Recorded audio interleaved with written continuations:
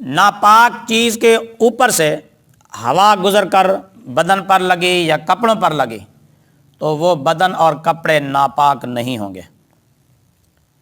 ناپاک چیز کا دھواں پاک ہوتا ہے، وہ بدن کو یا کپڑوں میں لگ جائے ناپاک چیز کا دھواں، مثلا گوبر جل رہا تھا، پخانہ جل رہا تھا اور وہ دھواں کپڑوں کو لگ گیا یا کسی چیز کو لگ گیا تو وہ چیز اور کپڑے پاک ہی رہیں گے، ناپاک نہیں سمجھے جائیں گے۔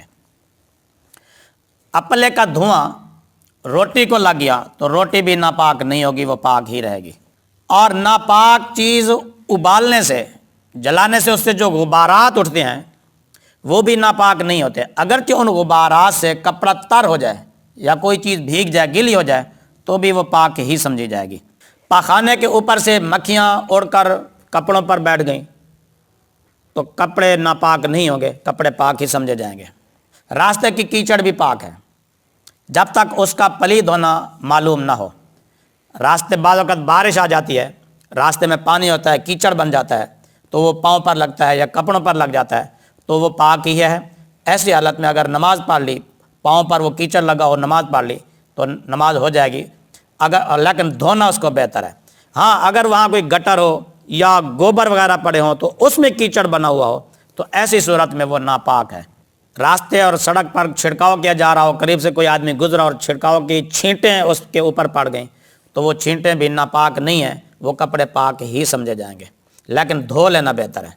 پاک مٹی میں پلید پانی، نجس پانی مل گیا تو وہ پاک مٹی بھی ناپاک ہو گئی۔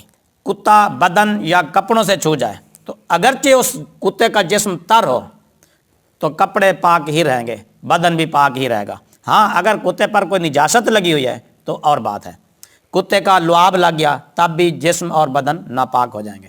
کتے یا کسی ایسے جانور نے جن کا جھوٹا پلید ہوتا ہے گوندے ہوئے آٹے میں منہ ڈال دیا تو جس جگہ اس کا منہ لگا ہے اس جگہ سے آٹا نکال دیا جائے، باقی آٹا پاک ہے، سارے آٹے کو پھینکنے کی ضرورت نہیں ہے۔